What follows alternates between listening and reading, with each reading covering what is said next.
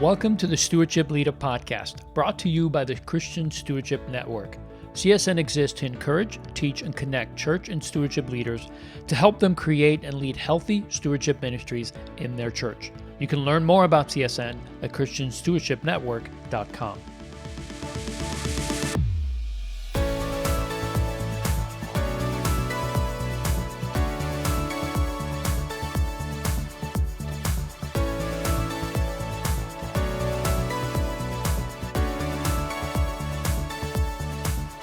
Well, hey, everybody. Welcome to Stewardship Leader. I'm your host, Leo Sabo. And in today's episode, we're going to talk about the next big thing in church, stewardship. I say we because I'm joined today by Joel Park, the CEO and president of Horizon Stewardship. Joel leads a great team of ministry strategists whose mission is to help churches and faith-based nonprofits grow disciples and also fund ministry. Welcome, Joel. Thank you for taking the time to discuss this important topic today. Thanks, Leo, for inviting me. Yep, pleasure. So the inspiration for this show came from Joe and his team, who recently published an article on their website on this very subject. In fact, it's the title of the blog.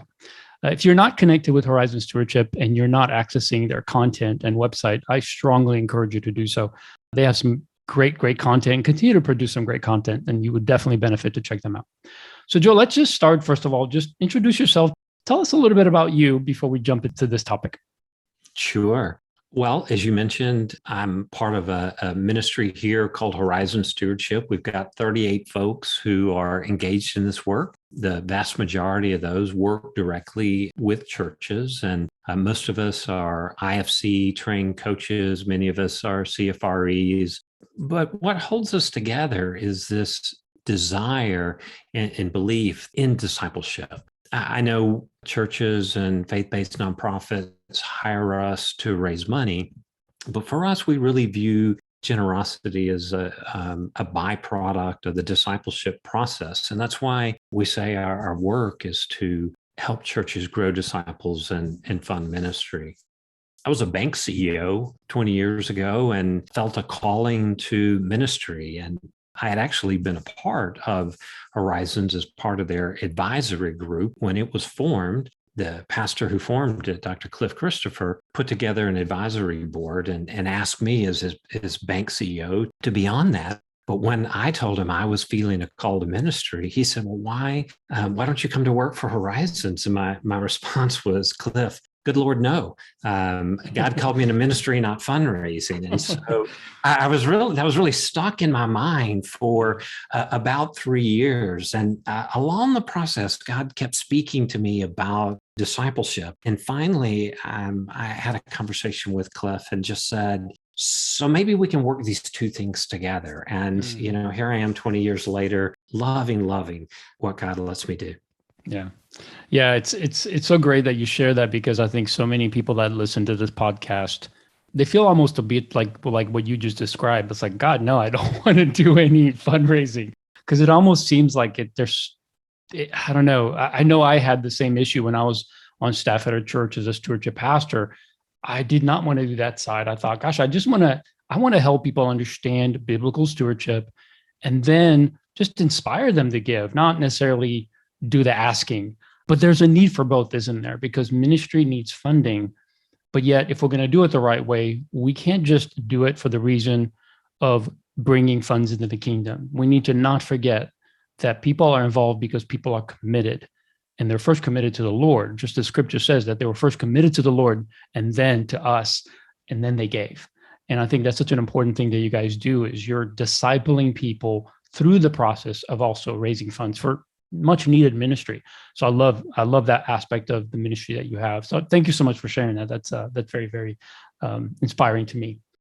Leo, you make a great point. I think all of us that are in the work of generosity need a gut check as to why we're doing it. And if we are primarily doing it to fund ministry from the perspective that we're wanting something from the people that we're discipling, we've missed the mark. What we want is something for them, that being generous is part of this work of being like Jesus and our God, who is a generous God. And so if you're listening and you're thinking you need to get something from people, that's what we're talking about today.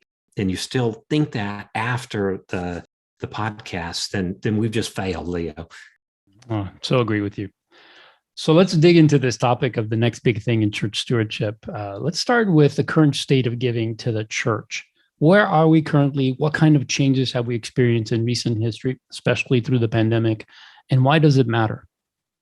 Well, Leo, there's a really significant shift happening in giving today. Essentially, since the late 80s, giving to the church has fallen to about half of what it was prior to that. Now, total giving continues to grow, but it isn't really growing in the sense that people are being more generous. What's happening is as we become wealthier, our GDP increases, so does giving, because giving has remained about 2% of people's income, about 2% of our GDP for the last 50 years. So we're no more generous than we were. We're no less generous than we were. What's happening is the church is receiving about half of what it used to. There's a lot of reasons for that. And if folks go to our free resource library, giving365.com, we've got webinars on that subject that go deep into this Giving USA data. But the bottom line is we are lagging virtually all other sectors of nonprofit giving, and that's impacting the church. And we're at a place today where after inflation, we're actually going backwards. Over the last 3 years, we've actually lost buying power. We haven't even stayed the same. We've lost buying power while Americans continue to give more. Mm. Yeah, I mean, obviously something is happening. Church leaders have, I hate to say it this way, but just failed to understand and adapt to this decline because it's been steadily going down since 1980. I think it was around 60%. Now it's just below 30%, so it's actually more than 50%. But yet, it seems to me, again, I was in the stewardship realm and was in a church on the church staff for 11 years, and I don't know how many times we discussed, if any, of who's actually giving and who's not giving, and how are we measuring that based on what happened the year before and the year before. And the downside to, especially to a growing church, a church that continues to grow, their giving grows because their giving base grows, meaning there's more people coming to the church. But it doesn't mean that group is becoming more and more generous, right? So we really got to be careful because that decline can be happening while giving still continues to go up in our individual churches. And that could be a misleading thing. So talk about this changing perspective on giving to churches. What is it? How do you define this so that church leaders can understand what they can do about it? Well, there are a lot of ways it could be defined, but a simple one is a perspective of why people give. The builder generation is quintessentially an organization-centric view. They wanted to support the institution. Culturally, they grew up in a time where people were bound together and they protected institutions. They did it out of obedience, and they trusted that their leaders were going to use these funds in a way that was God ordained. And so they just gave and let it go. That perspective continues to decrease with each generation, where today, boomers, Gen Xers, millennials absolutely have an impact-centric view. They believe there has to be a connection between giving and its impact, and it has to be compelling and measurable, and they need to be able to see it. And so it isn't so much that they don't trust leaders. Well, it is. They simply don't trust leaders the way that the builders do, but it's not just church leaders, it's the whole perspective. And they want you to show your work. They need a connection if you are going to increase their giving, specifically within your church. Mm-hmm.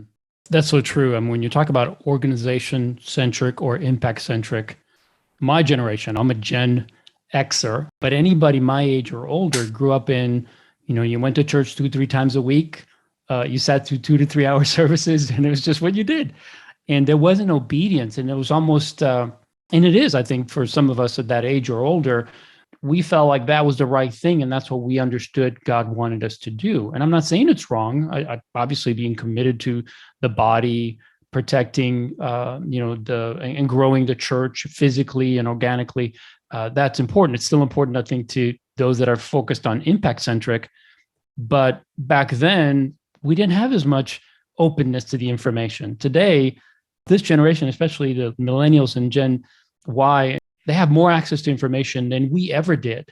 So for them to not ask the question, well, where is all this money going, would be weird, right? I mean, Exactly. they have information on everything else. Why would they not know what the church is doing with the tithe or their giving? So they want to know. And when they don't, when the church isn't good about communicating how their dollars are actually impacting the congregation, the poor, the community, well, they kind of think, well, I don't know what they're doing with it, but unless I know, I probably won't give. And I think that's just a reality, is that we've not communicated to this group of people. And I know even with our church, we had a really great church. When I was there, we were giving 10, 15, 20% of the budget away, so there was a lot of money given to kingdom causes. But I think we only share that information maybe once or twice a year. And it was so sad to see all this stuff going on. And on a week by week, month by month basis, very little was said about it. But again, you had a good giving base, everything seemed fine, so there was nothing to fix per se. And I think that's where some church leaders are missing it. All right, so you shared on the impact-centric view, and I'd like for us to discuss this a little bit more. Is this the major reason giving to churches continues to decline? Is that what you see or what you think is happening? And what can or should church leaders do about this? Yes, I think it is the primary failure on the part of the church to recognize the change has happened in culture. Culture is bombarding folks with messages of me first, and particularly young people are very, very sensitive to the social and economic challenges in their community. There's a shift from sort of overseas focus, which some of the older generations had. The younger ones are very much interested in what you are doing right here on our block. And if we are not demonstrating that in the way that they need to hear it, the way that they are hearing it from other nonprofits who are in work that they think is important, if they're not hearing it like that from us, then it's very unlikely that they're going to be motivated to give to us. So we've got to tell our stories in a way that is impactful and measurable. We tend to miss the mark by talking about all the things we've done, and it would be far more effective to tell the story of one life. And that's far stickier. So in our offering talks, instead of saying we had 750 children at our vacation Bible school talking about a child and how that child and their family was impacted, and then to come around with facts and figures after you've connected with somebody's heart. If you fail to do that with these younger generations, and when we say younger generations, we're basically talking 50 and under. If we fail to do that, then we're not going to see the kind of growth in generosity in our setting, even if we are able to convince them or God leads them to be generous. It's going to be somewhere else. Yeah, you mentioned the nonprofit growth. The way I used to think growing up in the church, and I used to think about how the church should contribute to the larger global issues, was to send missionaries, to provide, and maybe even to support certain nonprofits. But as we know, a lot of denominations would have their own missions department, and they would support their own missionaries, right, that they would send. And that was normal. That's what you did. I'm sure there were socioeconomic and problems back then as well, but we just were more focused on trying to spread the gospel to the ends of the earth, so to speak. And so our focus was global, and the community and all of that just wasn't a focus. But this new generation, especially Gen Z and Gen Y, that's all they care about. It's like, what's happening to my friend who I see struggling, and I know I went to school with her, or she's down the street from me.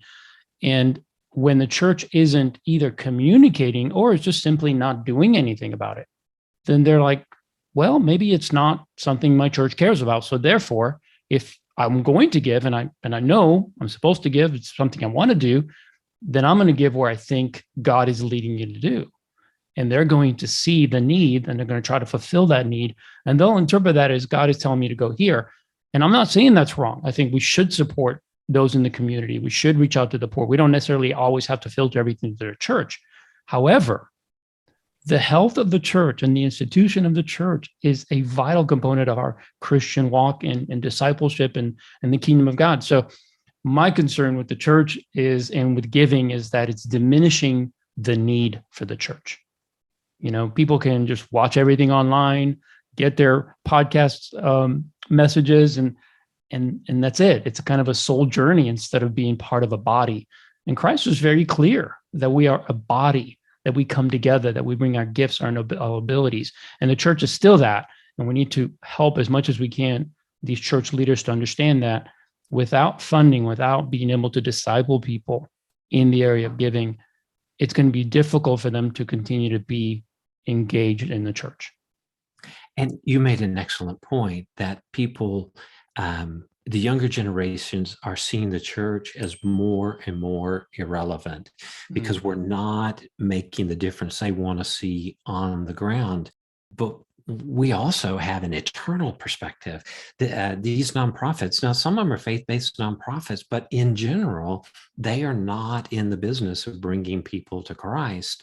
So the church's importance can't be diminished. It can only be diminished in the minds of people. And that brings us back to discipleship. So if our churches are not being generous, if our people are not being generous, it really is a failure of discipleship on our part. And it isn't them, it's us. And so we need to first say, what are we failing to do to effectively disciple these generations so that they want to invest through the church and in this eternal reality that exists? Yeah.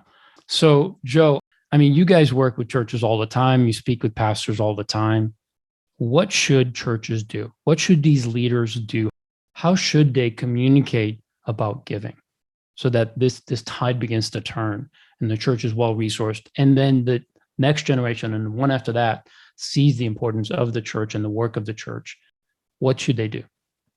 Well, picking up on this issue, that if we are not seeing the results we want from the people that we are called to shepherd, that's on us.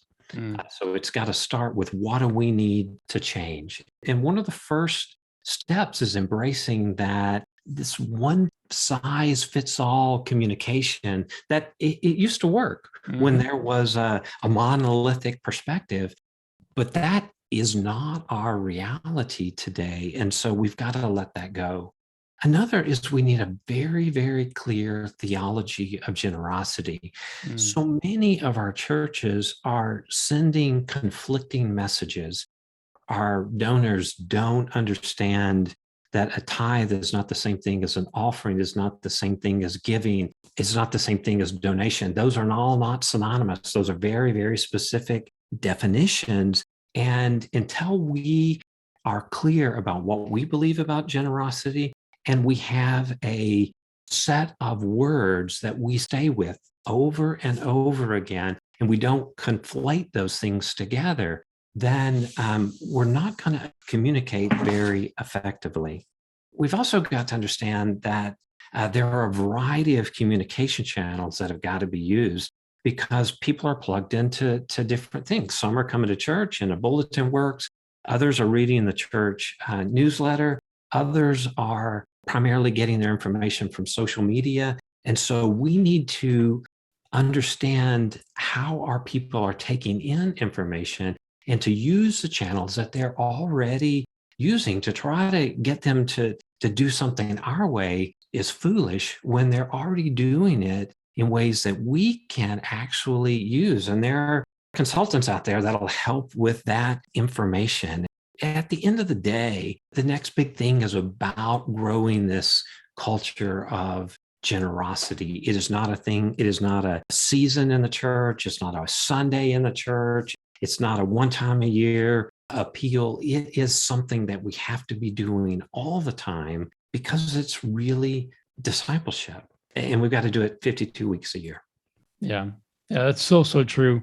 So that is the next big thing that you mentioned in church giving. That is, we need to start focusing on building this culture of generosity and everything that encompasses: the communication, understanding the different both learning styles and how people interact with the information. In the article, you guys wrote something that I want to draw out. And the statement is, there is no institution better positioned to meet the needs of local communities than the local church. And that's something I think every pastor believes and wants when they start their church. They want to impact that community, the neighbor down the street, the widow 2 streets over, the single mom, all of that. They want to reach those people. But then somehow that doesn't come through. Even if we're doing it, we may not be communicating it. Like you said, it's not about statistics, how much it was given, where it went. It's life stories. Because of you, this happened. Yes. And I think we miss so many opportunities. And there are some wonderful churches doing some wonderful things with some very, very generous people. But yet we think it's just automatically passing on. I'm kind of in between. I'm old enough to remember and be obedient to the old ways of doing things. But I remember as our church was doing capital campaigns, early on, there was very specific agenda for why we were doing it. And then later on, it was more like to grow God's kingdom. It's like I need something more specific. And I'm an older guy. So it's like, if I feel that way, that I need to know where this is going to go. If I'm going to pray and say, God, how much above the tithe and above what we're doing should we give? Like, if you want us to sacrifice something, then help us to do it because we're excited about it. Like, we want to not just say, well, we wrote a check for something, or we give a monthly amount above what we're normally giving, and we hope the church is going to do a good job. And even though I trusted the leadership, that's not the point. The point is, it's about being what's called a hilarious giver, right? I wanted to be engaged to say, okay, we gave here and look at the result a year later or 6 months later, or even a week later.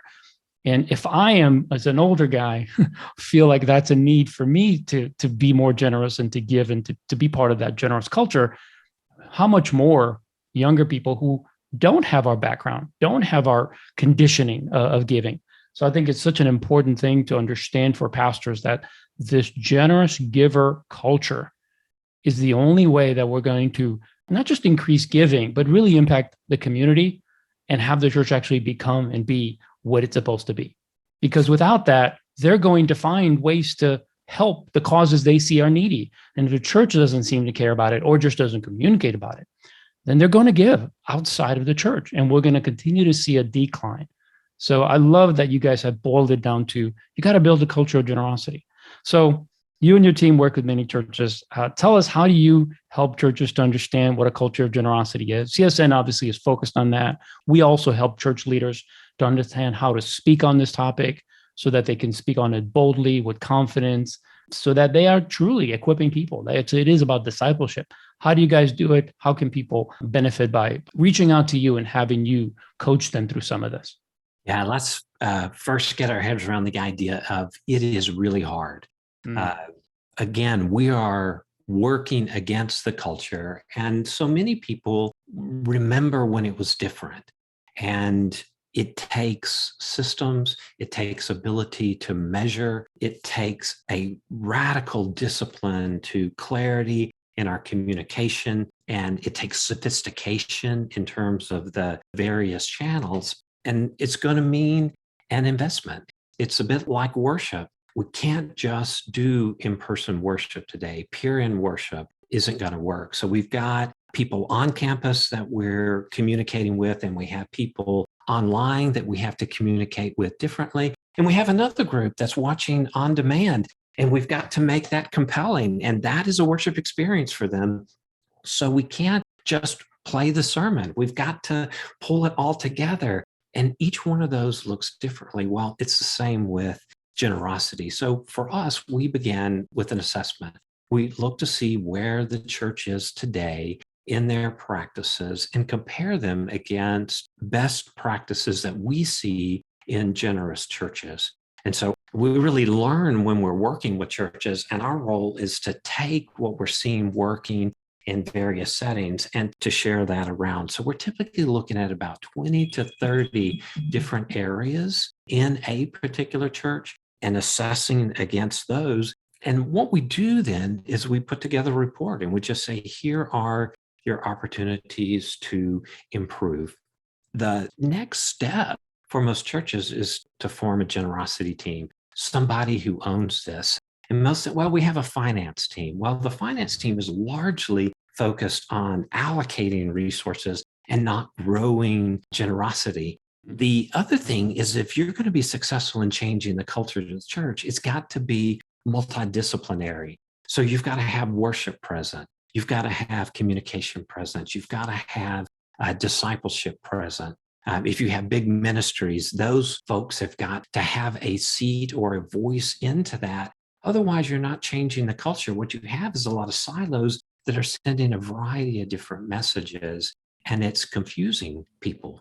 When that generosity team, and that's just a placeholder name we use, works together, what they're looking to do is to move people through the discipleship process. And so it requires analytics to measure that. And effectively, what we are creating as part of our initial assessment, we call a next level generosity discovery, is a year-round generosity plan. You essentially need a plan like a ministry plan. This should be a supplement to the ministry or discipleship plan in your church, where you have a plan to move people through and grow their generosity. To address all the things that we recommend to a church, it typically takes 24 to 36 months to really tip the culture. If you're trying to change the culture, for it to actually aid in the growing, it takes that long. And so this is a long, slow slog in a single direction. Now, obviously, we recommend starting with the easy stuff, high impact, easy, and working your way to the more difficult processes. But it is a process. It is complex. And what worked 20 or 50 years ago simply won't work today. Yeah. And you said something really important for church leaders to understand is, and they know this, culture takes time to shift. It takes time to change. It takes time to instill values. But like you said, if it's not intentionally done, then it doesn't stick, right? It just doesn't stick. If it's something you do for a while and then you stop, what I say to pastors is, if you don't talk about this often enough, then they will just assume it's not important. It's as simple as that. If you don't talk about finances, if you don't talk about giving, if you don't talk about getting out of debt, if you don't discipling people both in the biblical principles, but also giving them some tools or providing some programs or something where they can get that knowledge, they're just going to assume, just instinctively assume the church doesn't provide that. I have to go somewhere else. And I don't know of any other entity better equipped to help people with their finances, because I can go to a financial planner, I can go to any organization that's teaching on finances and get the basics, but we know it's not about the money. It's about the emotions and the lure of stuff that sometimes gets us off track. So unless we're dealing with the emotions and the heart of money, and sometimes even the communication between a husband and a wife, if you're not dealing with those things, then even if you add more money, it's not going to fix it. It's actually going to make it worse.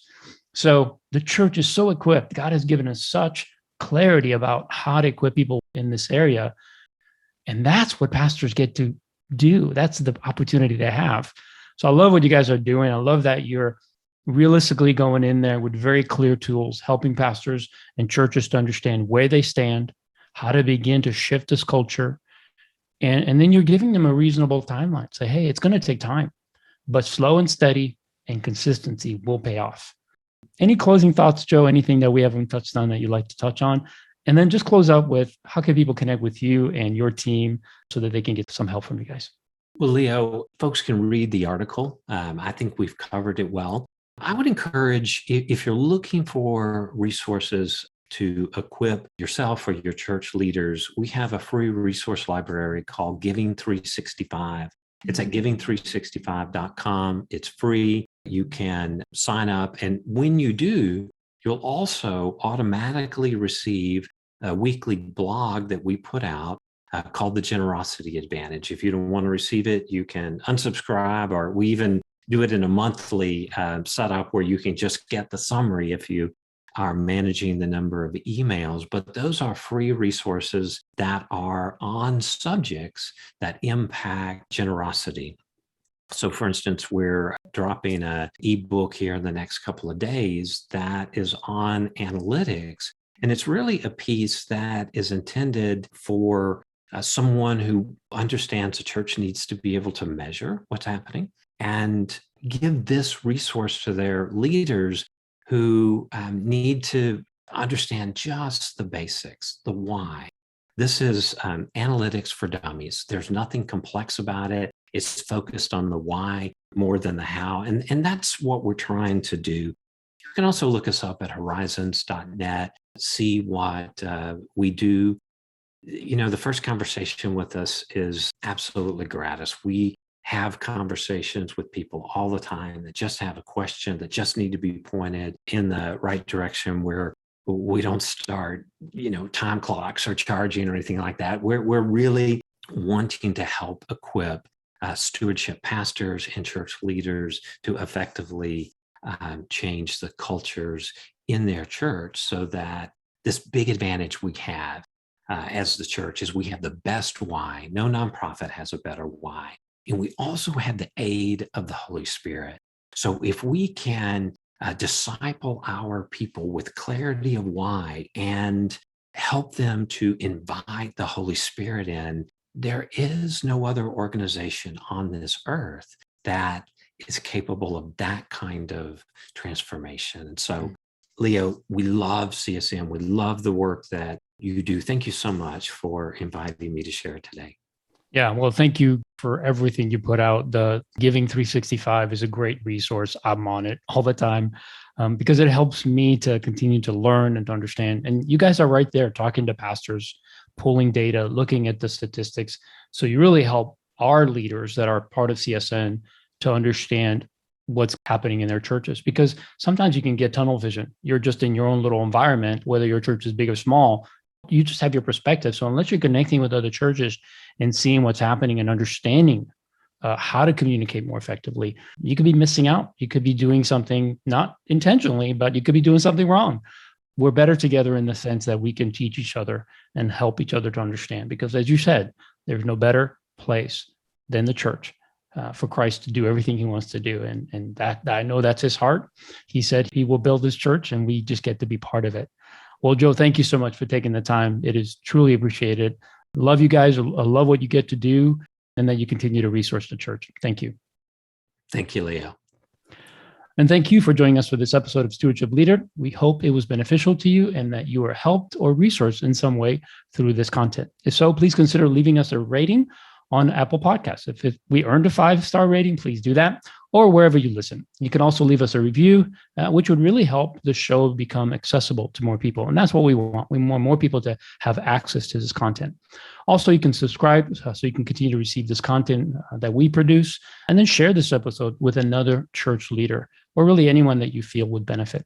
If you want to learn more about Christian Stewardship Network, you can find us at christianstewardshipnetwork.com, where you can gain access to all the content and resources we produce, register for one of our events, or contact us if you have any questions or need some help.